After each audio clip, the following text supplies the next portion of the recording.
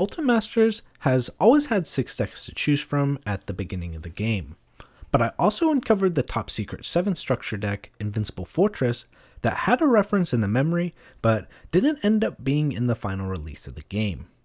And while I did go through and replicate a day 1 save state for that deck, it didn't really have an authentic feel to it, plus there were also some technical issues that were to be experienced if you didn't have the right setup. So I thought I'd spend some time to give this deck its own dedicated ROM and give you the full experience of what it'd actually be like to play on official hardware.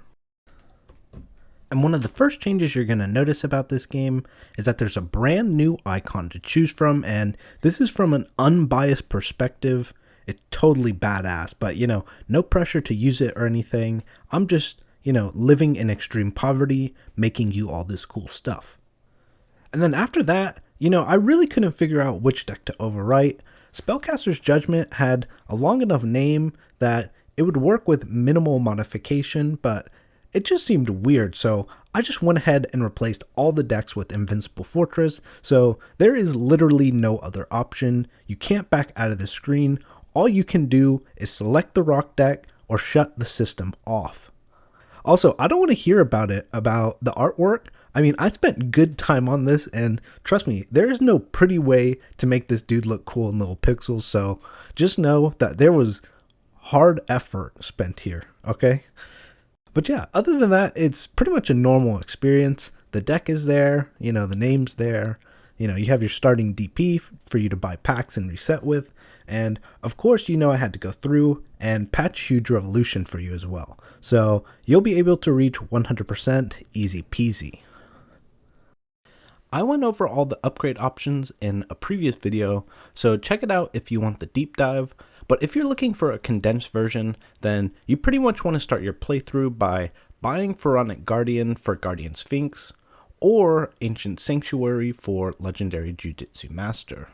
Alternatively, if you're going to remove the ban list, you can always reset for 3 Pot of Greed, as it's definitely the highest return on investment that you can get on day 1. But honestly, this deck is just really fun to pick up and play.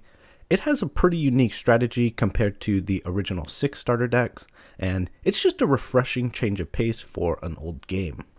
Although I did forget to rank this deck on my tier list in my other video, so now that I've had some more time with it, I'm pretty confident in putting this right underneath Dragon's Roar in B tier, and probably a bit higher than Fury from the Deep, just because it doesn't have to rely on a field spell or back row stall cards for an effective strategy. In this deck, the monsters have good enough stats to be able to stick on the board without extra protection, although I'd ultimately put this deck underneath Dragon's Roar, just because the Dragon deck is much quicker at closing games out, which is a little bit more important at the beginning of a playthrough.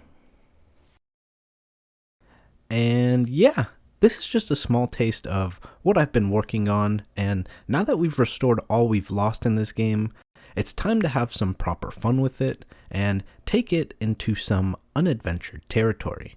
So I hope you stick around to see what other great stuff is coming down the pipeline, and as always, if you have comments, questions, suggestions, corrections, erections, let me know. I'm right here. I'll be hanging out preparing for our next video, so be sure to report back here soon for your thorough cleaning. Fuckboy Productions coming at you with another opening.